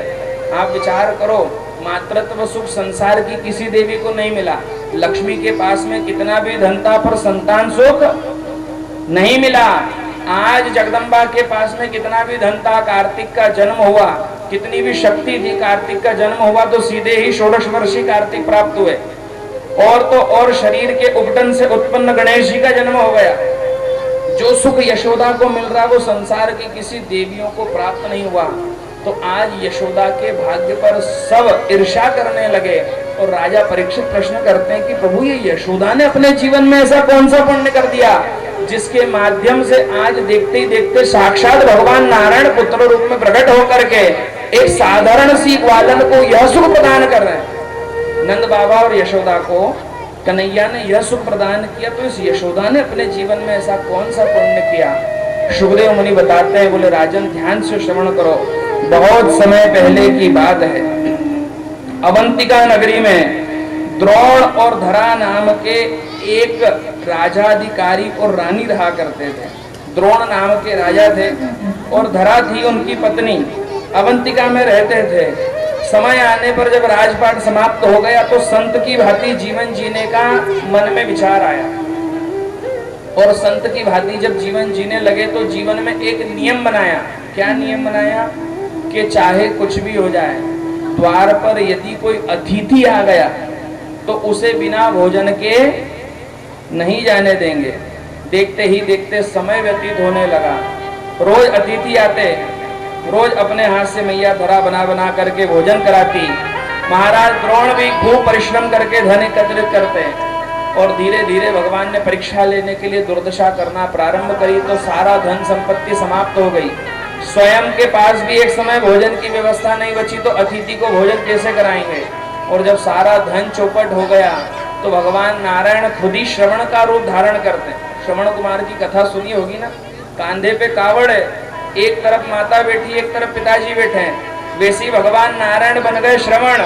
आगे बिठा लिया भोलेनाथ जी को माताजी बना करके और पीछे बूढ़े बाबा ब्रह्मा को बिठा लिया कि तुम हमारे पिताजी बन जाओ। और शिव और ब्रह्मा को लेकर के पहुंच गए द्रोण और धरा के द्वार पर। बोले मैया भोजन करना चाहते हैं, भोजन तो है ही नहीं, कहां से लाए भोजन। महाराज द्रोण जो है वो भिक्षा के लिए चले पर सौभाग्य कुछ ऐसा था, दुर्भाग्य कि उस दिन भिक्षा में भी कुछ प्राप्त नहीं हुआ।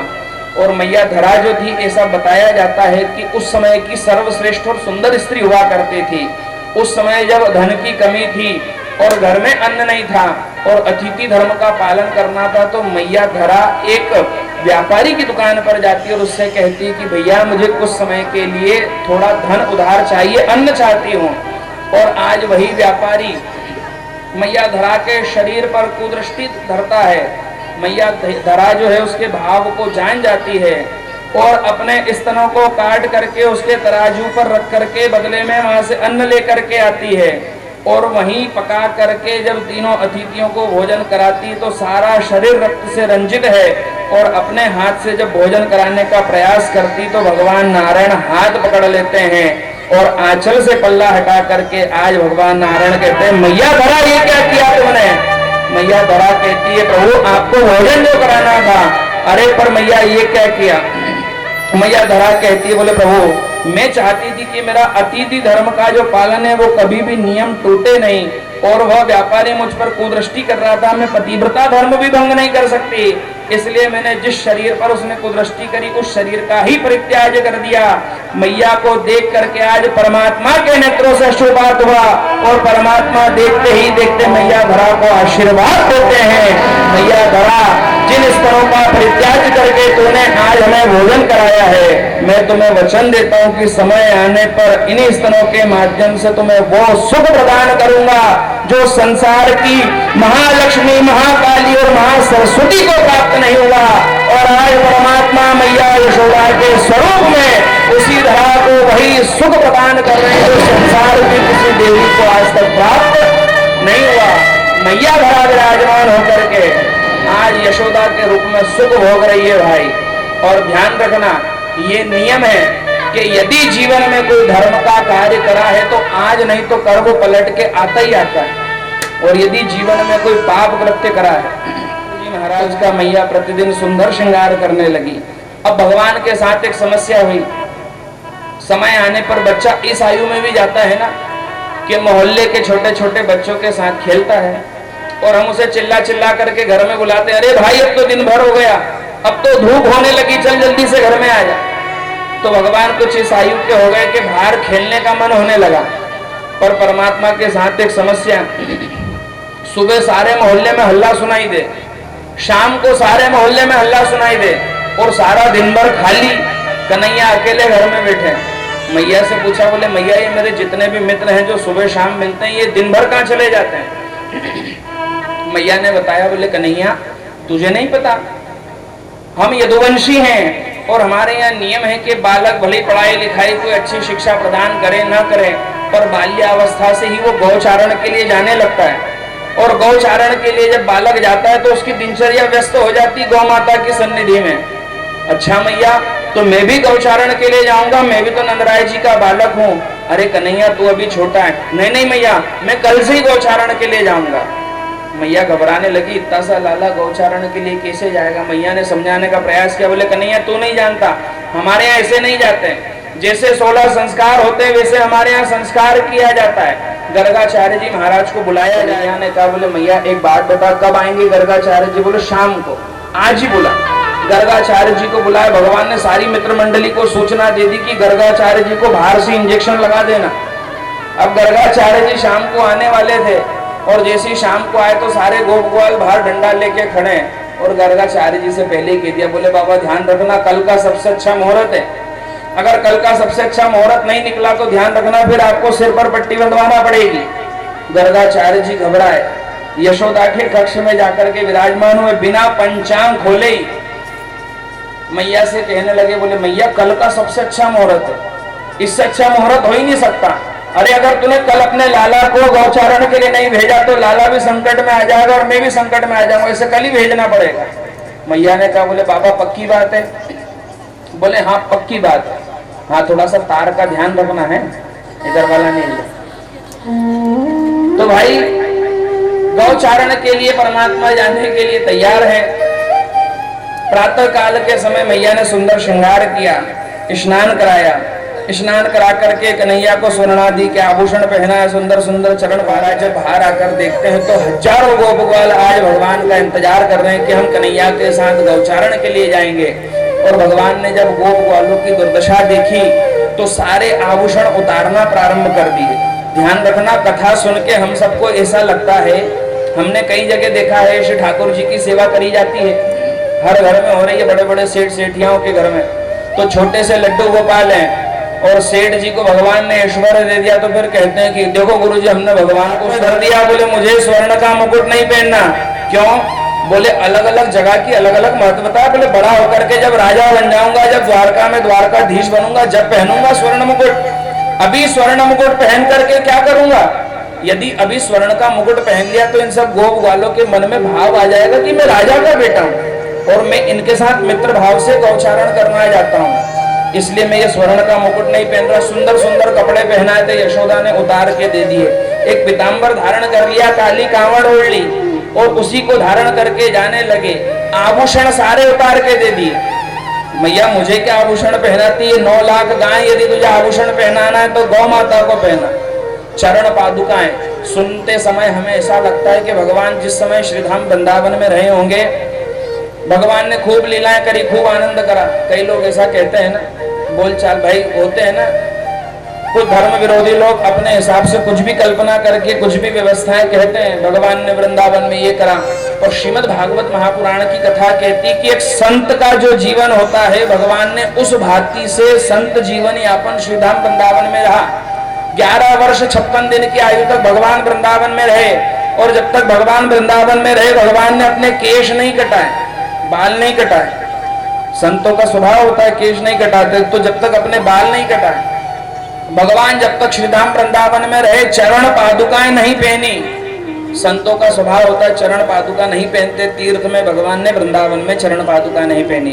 जब तक नहीं किया, स्वर्ण आभूषण धारण नहीं किया, श्रीधाम वृंदावन की आप खूब लीलाएं देखते हैं कि भगवान को चाहे कोई से भी देवालय का उठा करके मंदिर का, चाहे राधा रमण सरकार हो, बाके बिहारी जी महाराज हो, राधा वल्लभ जी हो, राधा गोविंद जी हो, के दिन ही भगवान स्वर्ण मुकुट, क्योंकि उस दिन महाराज की लीला करते हैं भगवान रास राशेश्वर बन करके, तो वर्ष भर में एक बार स्वर्ण का मुकुट धारण करते हैं शरद पूर्णिमा की रात्रि में।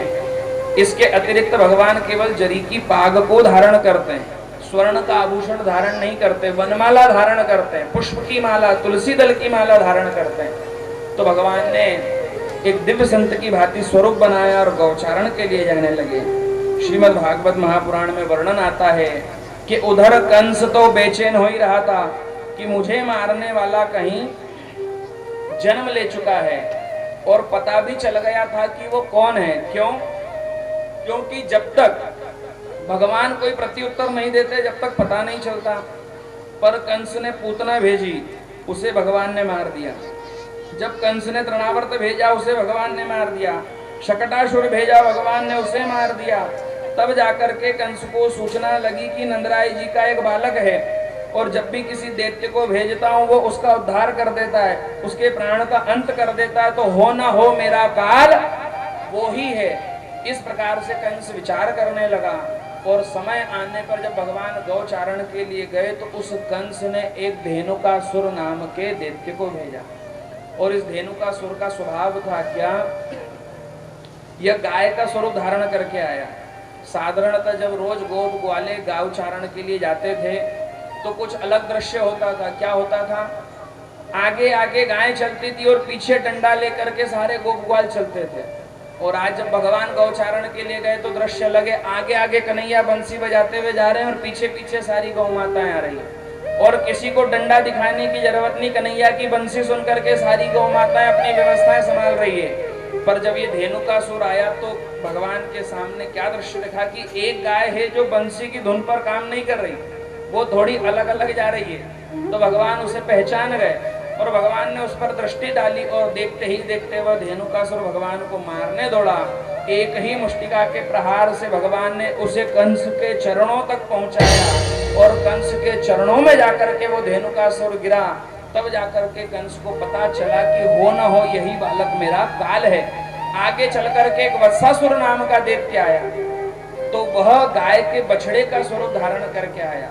और भगवान जब गौचारण की लीला करते थे तो एक व्यवस्था और थी परमात्मा के साथ में, क्या कि भगवान जब गौचारण की लीला करते थे तो साधारण तो यही होता है ना कि जिस गौ माता का बछड़ा जो है वो उसी को दुग्ध का पान कराती। अगर बछड़ा समीप नहीं है तो किसी को पास भी नहीं जाने देती। पर भगवान मुरली का नाद करते थे तो भगवान ने ये व्यवस्था भी समाप्त कर दी। कोई सी भी गौ माता कहीं भी उपलब्ध हो, जो पड़ोस में बछड़ा होता था उसी को दुग्ध पान करा के उसका उदर पोषण कर दिया करती। पर एक बछड़ा ऐसा है जो किसी गौ माता का दुग्ध पान नहीं कर रहा। जब भगवान की दृष्टि उस पर गई तो भगवान ने उसका भी उद्धार किया। और जब वत्सासुर का उद्धार हुआ तो राधा रानी नाराज हुई, और राधा रानी के नाराज होने पर देखते ही देखते श्री ठाकुर जी ने कहा, बोले देवी आप नाराज क्यों होती हैं? तो श्री किशोरी जी कहने लगी, बोले आपने वत्स को, बच्चे को मार दिया, बछड़े को मार दिया। भगवान ने समझाया बछड़ा नहीं था, वो तो बछड़े का स्वरूप धारण करके आया था, दैत्य था। श्री किशोरी जी ने कहा चाहे कुछ भी हो, था तो बछड़ाई, तो क्या करना चाहिए, पवित्र कैसे होंगे? बोले यदि जाकर के संसार के सारे तीर्थों में स्नान करोगे तब जाकर के तुम्हारी पवित्रता मानी जाएगी। श्री ठाकुर जी कहने लगे, किशोरी जी यदि आप अनुमति प्रदान करें तो संसार के सारे तीर्थ यहीं उपस्थित कर देते हैं। श्री किशोरी जी ने कहा यदि आपके कहने में हो तो बुलाओ। भगवान ने दोनों हाथ उत्तान किए और संसार के सारे तीर्थों का आवाहन किया, और देखते ही देखते सारे तीर्थ उपस्थित होकर के श्री ठाकुर जी को स्नान कराने लगे। और जिस स्थान पर सारे तीर्थों ने भगवान को स्नान कराया वही स्थान श्याम कुंड के रूप में उपस्थित हुआ। और वही तीर्थों ने जब श्री किशोरी जी को स्नान कराया तो वही स्थान राधा कुंड के रूप में श्री गिरिराज जी महाराज की तलहटी में उपस्थित हुआ। आप में से कितने लोगों ने गिरिराज जी की परिक्रमा करी है या करते हैं या जाते हैं? 1 2 3 4 5 7 8 10 20 लोग हैं। जो वृंदावन जाते हैं भाई, और जो नहीं जाते हैं या नहीं जा पाते हैं, उनसे मेरा निवेदन है कि वो जायसवाल जी से संपर्क कर लेना, क्योंकि हमारा नियम है। आप सबने मोबाइल के माध्यम से तो देखा होगा कि बाकी सब चीज़ें हर अलग अलग जगह की फेमस है, वैसे ही होली जो है वो श्रीधाम वृंदावन की बड़ी प्रसिद्ध है। तो राधा रमण सरकार की कृपा से प्रतिवर्ष फाल्गुन मास में अष्टमी से लेकर षष्ठी से लेकर तो एकादशी तक सप्त दिवसीय श्रीमद् भागवत महापुराण प्रतिदिन प्रतिवर्ष श्रीधाम वृंदावन में आयोजित किया जाता है, जिसका न्यूनतम शुल्क रहता है, मतलब केवल आने जाने का खर्चा, रुकने का खर्चा, भोजन की व्यवस्था भी हमारी समिति लगाती है और सब व्यवस्था जो है वो हमारी समिति संभालती है। आपको केवल रेलवे शुल्क और रुकने की व्यवस्था का शुल्क देना होता है, और व्यवस्थाएं आगे बढ़ती है। एक दिन की बात है, भगवान ने एक व्यवस्था और देखी। क्या? भगवान जब गौचारण के लिए जाते हैं तो हमारे यहाँ नियम है ना, यदि कोई पतिदेव सुबह जल्दी काम पे जाते हैं तो टिफिन ले जाने का नियम है। अब ऐसी गौचारण के लिए तो सुबह जल्दी जाना पड़ता है। जब सुबह जल्दी जाते हैं तो हर ग्वाले की माँ जो है वो अपने हाथ से पकवान बना के बालक को दे देती है। अब भगवान ने क्या देखा, जितने गोप ग्वाले सब कुछ रूखा सूखा लेकर के जाते हैं, भगवान ने नियम बनाया, यशोदा मैया से इतने सारे पकवान लेकर के जाते हैं, और सारे पकवान जो ले जा करके बीच में रख देते, और सबके घर का भोजन भी उसी में मिला देते और सब मिल करके खाते हैं। भगवान ने कहा, बोले अपना अपना भोजन कोई नहीं करेगा, सब एक साथ मिला लो, और मिलाने के बाद ही भोजन किया जाएगा। भगवान ने सबका भोजन एक साथ करना प्रारंभ करा। भगवान ने देखा कि रोज सब भोजन लाते हैं। भगवान का एक मित्र है मधुमंगल, वो कभी भोजन नहीं लाता। भगवान ने इशारा करके कहा, कल यदि मैं भोजन करूंगा तो मधुमंगल के घर का करूंगा, अन्यथा मैं भोजन नहीं करने वाला। मधुमंगल ने अपनी माँ से कहा, बोले कन्हैया कल मेरे यहाँ का भोजन करेगा, अब अपने यहाँ तो बनता ही नहीं है, क्या लेके जाऊं मैं कन्हैया के लिए? मधुमंगल की माँ ने कहा, बोले चिंता मत कर, वो कन्हैया है, वो सब जानता है, तू ये छाछ रखी हुई है, ये लेकर के जा। मधुमंगल संकोच करके लाया, और संकोच करके ला करके बैठ गया। भगवान खेल खेल में मधुमंगल से भोजन मांगना भूल गए। मधुमंगल ने सोचा, अच्छा कन्हैया को याद नहीं आए, अपनी ग्रहण कर लो, ये छाछ वैसे भी 2-3 दिन पुरानी है, कन्हैया रोज माखन खाता है, अपनी छाछ की क्या वो इच्छा रखेगा। जैसे तैसे मधुमंगल ने मन किया और ग्रहण करना चाहा। परमात्मा को याद आया, अरे मधुमंगल, ये छाछ तो मेरे लिए आई थी, इसे तू क्यों ग्रहण कर रहा है? मधुमंगल के हाथ से पात्र छूटा, सारी छाछ पृथ्वी पर ढुली। भगवान ने देखा कि मधुमंगल के मुख पर भी कुछ छाछ लगी हुई है। आज भगवान अपने मुख से मधुमंगल का मुख चूम करके उस छाछ का स्वाद लेने लगे, तो ब्रह्मा जी के मन में संशय हुआ। बोले, गोप ग्वालों का झूठा खाने वाला ये ब्रह्म हो ही नहीं सकता, मुझे चल करके परीक्षा लेना चाहिए। तो ब्रह्मा जी ने कुछ गोप ग्वाल इकट्ठे करे, अपने साथ चुराए और ब्रह्मलोक में ले जा करके उनको छुपा दिया। भगवान नारायण को पता चला तो भगवान नारायण ने अपने शरीर से उतने गोप ग्वाल प्रकट कर दिए, और 6 महीने ऐसा करते करते बीत गए। 6 महीने बाद ब्रह्मा जी ने सोचा, अब तक तो सब ग्वालिया परेशान हो गया होगा, मैंने इतने सारे गोप ग्वाल चुरा लिए थे। और जब ब्रह्मा जी ने झांक करके देखा कि नीचे चल क्या रहा है, तो जितने गोप ग्वाल ब्रह्मा जी ने चुराए थे परमात्मा ने अपने हृदय से प्रकट कर दिए। ब्रह्मा जी घबराए कि ये सारे गोप ग्वाल तो ब्रह्मलोक में बंद है, पृथ्वी पर कैसे आए? पुनः ब्रह्मा जी ब्रह्मलोक भागे, और ब्रह्मा जी ब्रह्मलोक पहुंचते उतनी देर में कन्हैया ब्रह्मा जी का स्वरूप धारण करके ब्रह्मलोक में जाकर के बैठ गए। और ब्रह्मलोक के जो द्वारपाल थे उनसे कहा, बोले देखो आजकल नकली ब्रह्मा बहुत घूम रहे हैं, किसी को अंदर मत आने देना, ध्यान रखना। और जाकर के ब्रह्मलोक में विराजमान हुए। कुछ देर बाद ब्रह्मा जी घूमते फिरते पहुंचे, द्वारपालों ने रोका, बोले बाबा जी बाहर ही रुको। ब्रह्मा जी ने कहा, अरे मूर्खो, मैं तुम्हारा स्वामी ब्रह्मा हूँ, मुझे बाबा जी कह रहे हो? अरे हमारे स्वामी तो पहले से अंदर विराजमान है, और उन्होंने हमें बता दिया कि आजकल नकली ब्रह्मा घूम रहे हैं, इसलिए बाहर खड़े रहो, तुम्हारे जैसे बहुत ब्रह्मा देखे। ब्रह्मा जी ने नेत्र बंद किए और क्या देखा कि साक्षात भगवान नारायण आज ब्रह्मस्वरूप धारण करके ब्रह्मलोक में विराजमान है। ब्रह्मा जी क्षमा याचना मांगते हैं, और श्रीमद् भागवत महापुराण के अनुसार ब्रह्म स्तुति के माध्यम से 40 श्लोकों में ब्रह्मा जी ने क्षमा प्रार्थना मांगी, फिर भी भगवान ने क्षमा नहीं किया। गौचारण के लिए जाना है। अब गौचारण करने के लिए कोई काम थोड़ी होता है, एक जगह पर बैठ जाओ, गाय तो अपने आप घास खाती रहेगी, गौचारण होता रहेगा। अब भगवान ने जब देखा कि कुछ काम ही नहीं है, तो हमारे यहाँ कहावत है ना, खाली दिमाग कुछ ना कुछ खुरापात करता ही करता है। तो भगवान का भी समय जो था वो खाली था। भगवान ने लेटे लेटे एक दिन गोवर्धन की तलहटी में से देखा कि कई गोपियां सिर पर मटकी रख रख करके मथुरा की ओर जा रही है। भगवान ने इशारे से पूछा कि भाई ये सब क्या चक्कर है, ये सब किधर? सबने बताया, बोले हमारे यहाँ जितना भी माखन मिश्री इत्यादि और जो भी दूध दही घृत होता है उन सबका दशांश कर के रूप में जैसे आप लोग रहते हो। भगवान ने कहा, बोले आज से कोई राजा वाजा नहीं है, किसी को कोई कर नहीं जाएगा। यदि कर देना है तो सबसे पहले हमको देना पड़ेगा।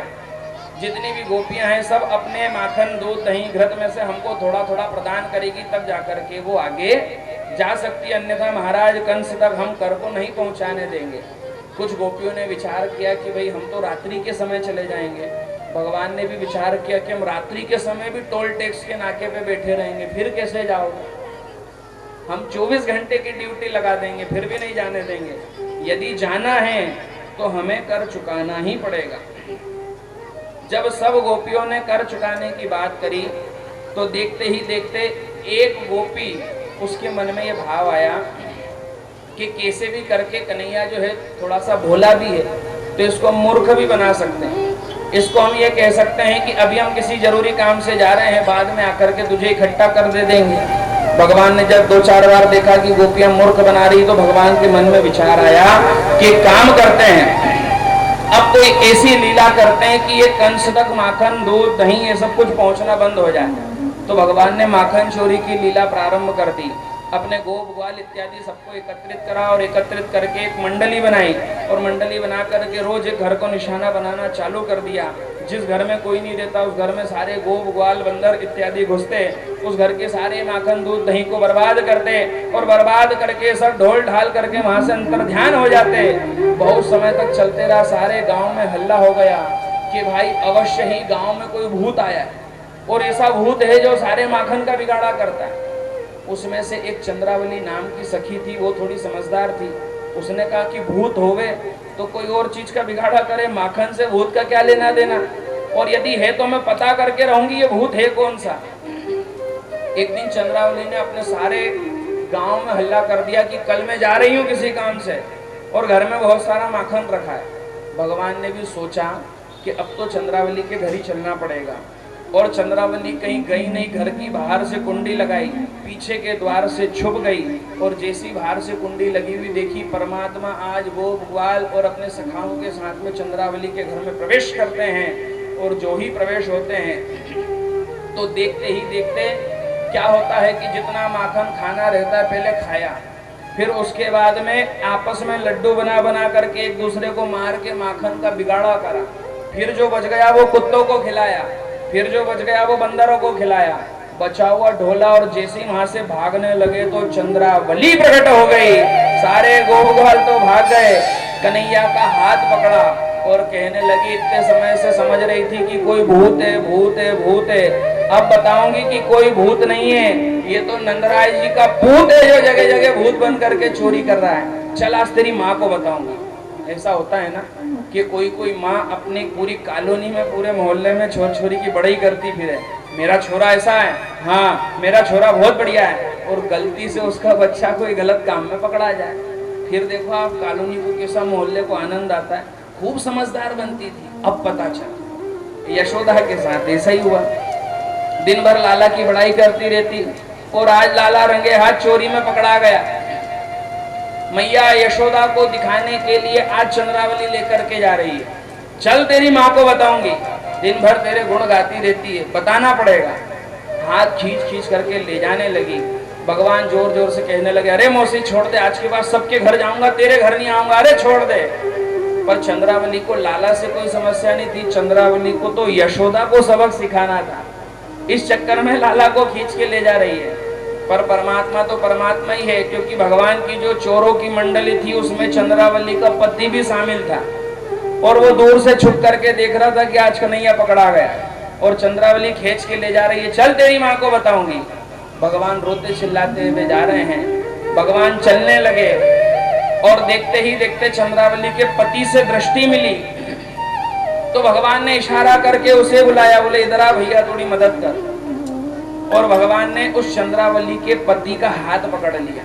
अब आगे आगे चल रही है चंद्रावली, बीच में कन्हैया खींच रही है, चल तेरी माँ को बताऊंगी, और पीछे पीछे चंद्रावली के पति का हाथ खींच रहे हैं कन्हैया। आधा गांव पार हो गया जब जाकर के कन्हैया ने कहा, बोले मौसी एक काम कर, मेरा ये हाथ दुखने लगा है, ये वाला छोड़ दे और ये वाला पकड़ ले।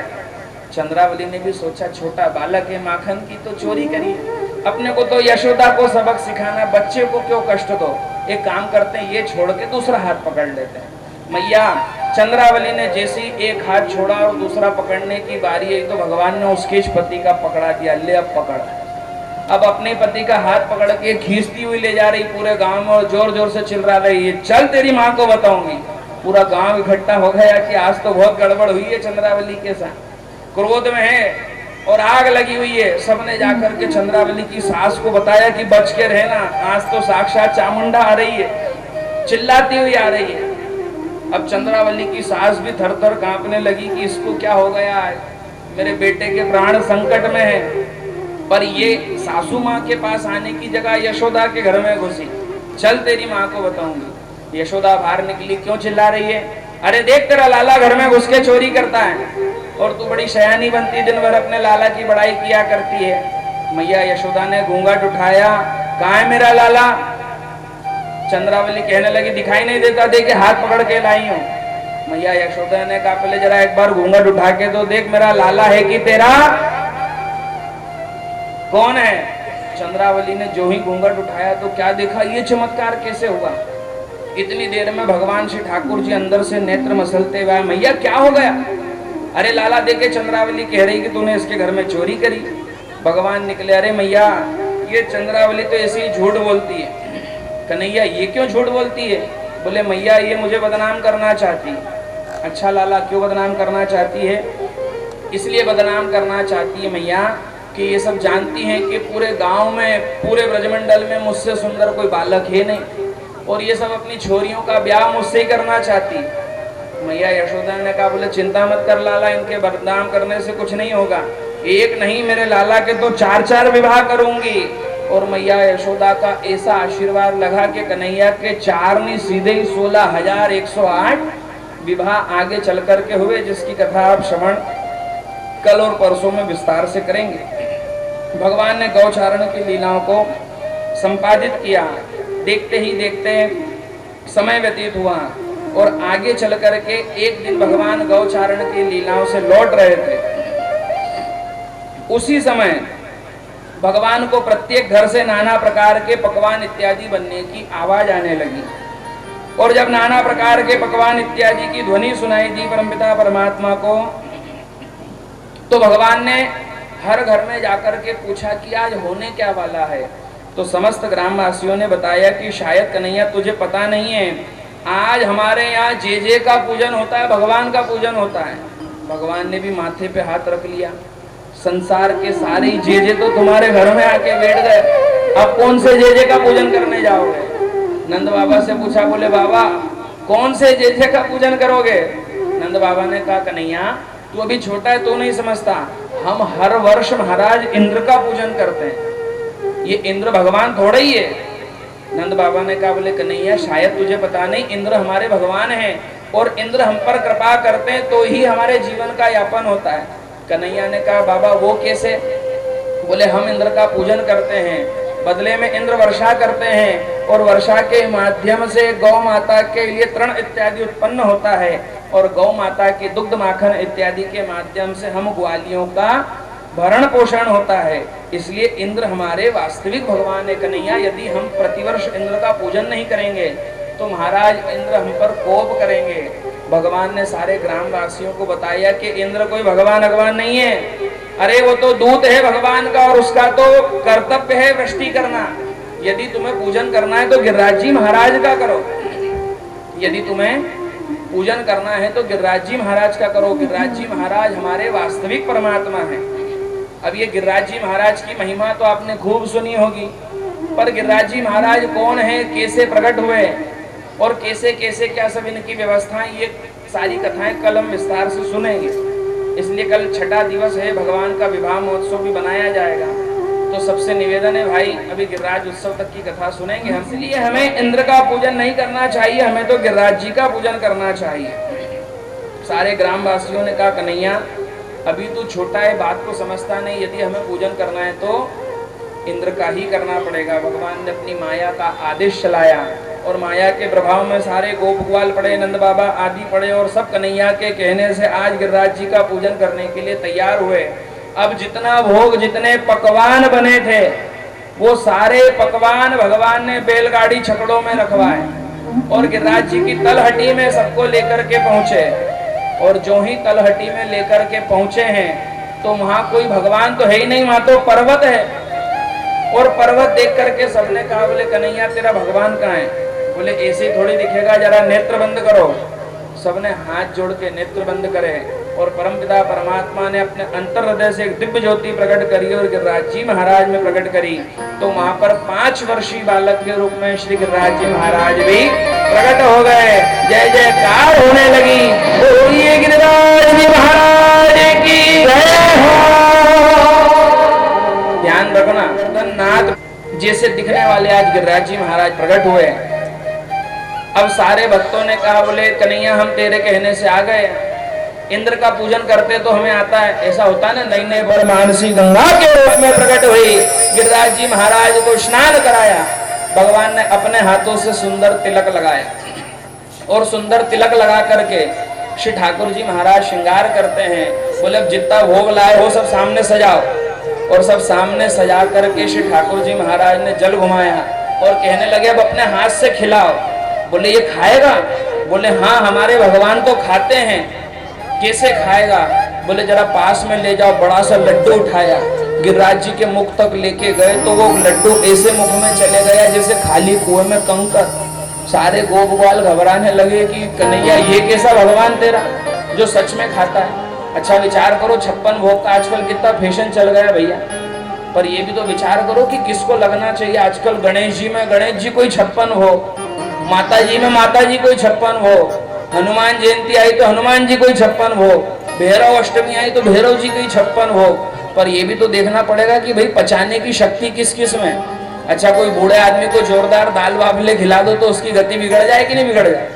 भाई उससे कैसे बचे? तो पचाने की भी शक्ति किसमें है ये भी तो देखना पड़ेगा। पर हमारी तो आदत है, हमने देखा सर ठाकुर जी को 56 भोग लग रहा है तो हमने सबको 56 भोग लगा दिया। सबका अलग अलग नियम है ना भाई, किसको कौन सा भोग लगेगा। पर हमने तो सबको 56 भोग लगाने की ठान ली। देखते ही देखते श्री ठाकुर जी महाराज ने गिरिराज जी को दिव्य पकवानों का भोग लगाया। और भोग लगने के बाद में सारे देवता, सारे ब्रजवासी घबराने लगे। बोले ये कैसा गिरिराज तेरा, कितने सालों से भूखा है, हमारा सारा खा जाएगा, हमारे लिए कुछ प्रसादी छोड़ेगा नहीं छोड़ेगा।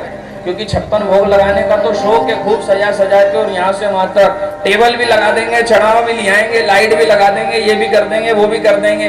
विचार करो कभी सच में भगवान प्रकट होके खाने लग जाए तो जितने 56 भोग वाले लगाने वाले जो घूम रहे हैं सब बंद कर दे।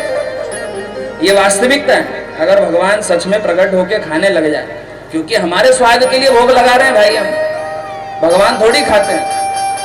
मिठाई का डब्बा लाए क्यों? बोले भगवान को भोग लगाएंगे फिर हम ही खाएंगे, हमारी पसंद की मिठाई लाते हैं ना। ऐसे ही होता है 56 भोग में। दीपावली पे लक्ष्मी जी के पसंद की लाते हो कि तुम्हारे पसंद की लाते हो? तुम्हारे पसंद की लाते हो, लक्ष्मी जी के पसंद की थोड़ी लाते। क्योंकि खाना तो हमको है। और कभी गलती से भगवान प्रकट होके खाने लग जाए तो लोग भगवान को 56 भोग लगाना ही बंद कर दे। और वहां वैसे गोप ग्वाल घबराए, बोले कन्हैया कैसा भगवान है तेरा, हमारे द्वारा लाया हुआ, हमारे द्वारा लाया हुआ भोजन जो है ये गिरिराज तो वास्तविकता में ग्रहण करने लगा। अब यदि वास्तविकता में ये सारा ग्रहण कर लेगा तो हम क्या खाएंगे कन्हैया? भगवान ने इंद्र को कह दिया, बोले महाराज इंद्र अब संसार में तुम्हारा कोई वर्चस्व नहीं बचा। क्यों नहीं बचाने से सारे ब्रजवासियों ने पत्थर पूछ दिए, अब इंद्र को कोई पूछने वाला नहीं है। महाराज इंद्र ने जब देखा कि सच में भी सारे ब्रजवासी गिरिराज जी महाराज का पूजन कर रहे हैं, मेघमालाएं भी क्रोध में ब्रजमंडल की ओर आगे बढ़ती है और देखते ही देखते संपूर्ण ब्रजमंडल में घनघोर वर्षा होने लगती है। और वर्षा भी कैसी भाई, हमारे जैसी नहीं, जैसी हमारे यहाँ होती है। श्रीमद् भागवत महापुराण में वर्णन है कि सवा सवा शेर की जल की बूंदे जो हैं, सवा सवा शेर की जल की बूंदे जो हैं देखते ही देखते संपूर्ण ब्रजमंडल में बरसने लगी। और जब बरसने लगी तो सारे ब्रजवासी घबराए। सब ब्रजवासियों के मन में आया, ये छोटे से बालक के चक्कर में इंद्र को छोड़ करके पत्थर पूछ दिया, महाराज इंद्र के कोप को कौन संभालेगा। भगवान ने कहा, बोले चिंता मत करो, सब लोग हाथ जोड़ो और हाथ जोड़ करके इन्हीं गिरिराज जी महाराज से प्रार्थना करो, यही सबकी रक्षा करेंगे। श्री ठाकुर जी महाराज ने सबसे हाथ जुड़वाए, नेत्र बंद करवाए और आज 7 वर्षीय कन्हैया उन्हीं गिरिराज जी महाराज की तलहटी में अपना दाहिना हाथ डालते हैं और अपने बाएं हाथ की कनिष्ठिका उंगली के अग्रभाग पर सारे ब्रजवासियों की रक्षा के लिए परमपिता परमात्मा श्री गिरिराज जी महाराज को धारण कर लेते हैं।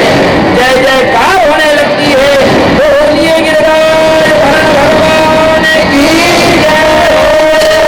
और जब सारे देश वालों ने देखा कि आज कन्हैया ने हम सबकी रक्षा के लिए साक्षात विशालकाय 7 कोस लंबे चौड़े बड़े भारी पर्वत को अपने बाहें हाथ की कनिष्ठिका उंगली के अग्रभाग पर धारण कर लिया है, तो सारे ब्रजवासी रक्षा को देख करके और कन्हैया के इस स्वरूप को देख करके गीत गाने लगे। और सारे ब्रजवासी एक साथ कहते हैं, और क्या कह रहे हैं जरा आप सभी बड़े भाव के साथ में गाइए। और नख पर गिरवर तीनों तारे कन्हैया मेरो तारो, नख पर गिरवर तीनों तारे कन्हैया मेरो तारो, नख पर गिरवर तीनों तारे कन्हैया मेरो तारो, नख पर गिरवर तीनों तारे कन्हैया मेरो तारो, कन्हैया मेरो गोपाला मेरो बारो, यूं कहे यशोदा मैया सब जोर लगाओ भैया, यूं कहे यशोदा मैया सब जोर लगाओ भैया, यूं कहे यशोदा अयो कैसे तेरे बारे कन्हैया मेरो बारो, पर गिरवर तीनों तारे कन्हैया मेरो बारो, पर गिरवर तीनों तारे कन्हैया मेरो बारो।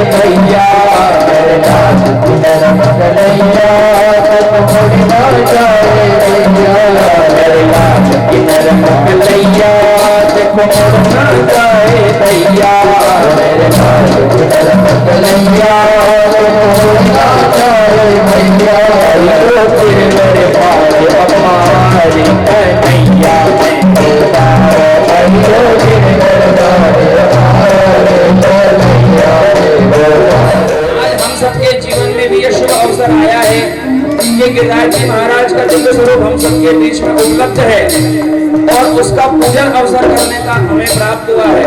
तो जैसी प्रार्थना उन ब्रजवासियों ने करी थी वैसी हम सब भी अपने दोनों हाथ उठाएं और सब एक साथ कहें, वो गिरिराज भरणे करो तुम्हारी शरण, गिरिराज भरणे करो तुम्हारी शरण, गिरिराज भरणे करो तुम्हारी शरण, गिरिराज भरणे करो तुम्हारी शरण, तुम्हारी शरण करो तुम्हारी शरण, तुम्हारी शरण करो तुम्हारी शरण।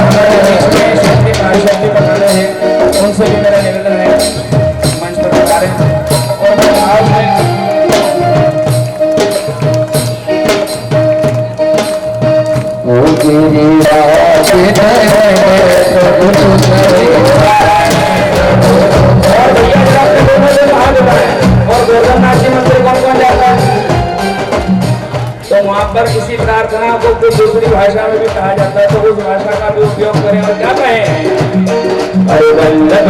विठल गिरधारी यमुना जी की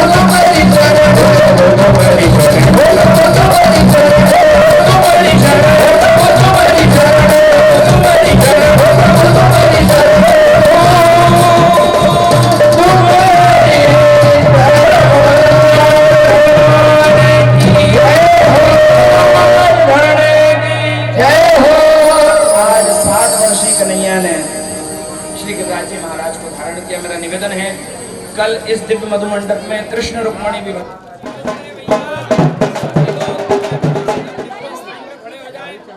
और बड़े भाव के साथ में श्री गिरिराज जी महाराज का पूजन करते रहे और ढोल वाले भैया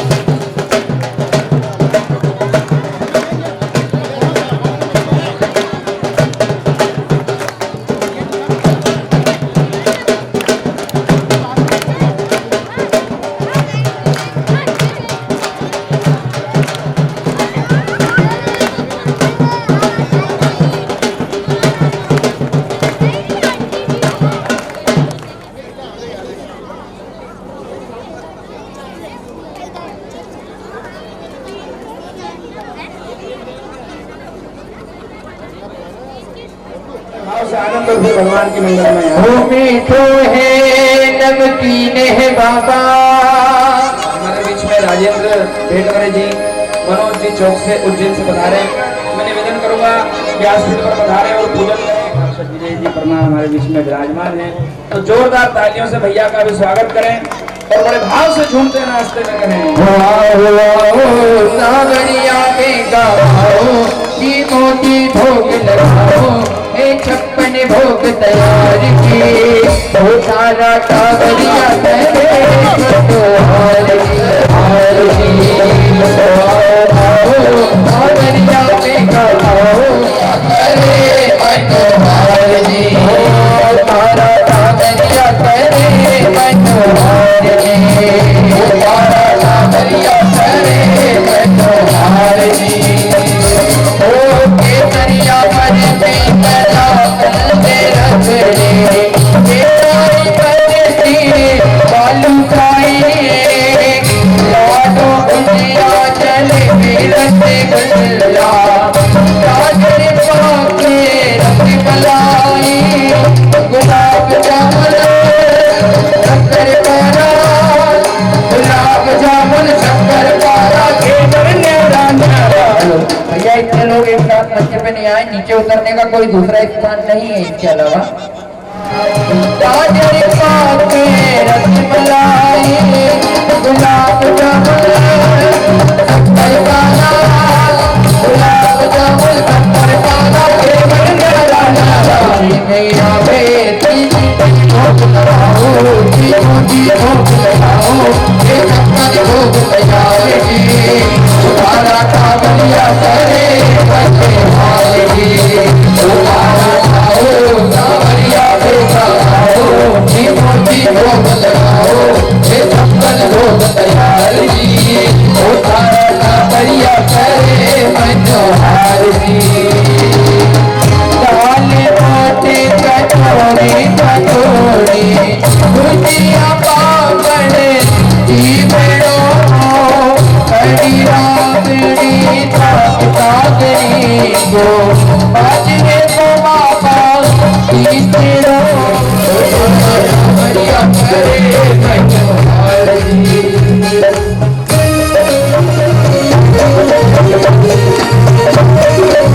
Oh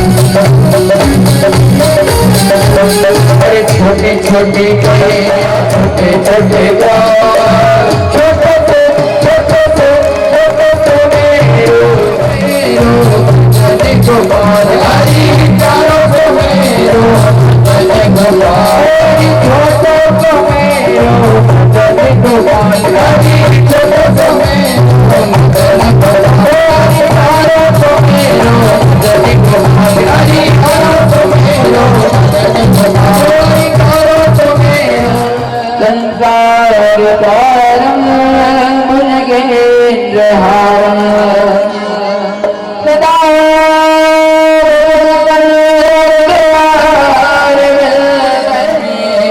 गिरिराज धरण भगवान की है आरती पापियों को पाप से तारती गिरिराज धरण भगवान की है आरती पापियों को पाप से तारती गिरिराज धरण भगवान की है आरती पापियों को पाप से तारती गिरिराज धरण भगवान की है आरती पापियों को पाप से तारती जगाने वाले हरि करके मुक्ति करके जगने निराला सब ज्योति जगाने वाला ये भक्ति करके जगने निराला सब ज्योति जगाने वाला हरि नाम यही हरि नाम यही हरि नाम यही हरि नाम यही हरि नाम यही हरि नाम यही हरि नाम यही हरि नाम यही जग में चल की आरती आपको तो के तारती भागवत भगवान की है आरती हो आरती पापियों को पाप से तारती हो या शांति गीत गावन बुद्धि किताबों को मिटाने वाला गावन बुद्धि किताबों को मिटाने वाला हरि हरि सकाने वाला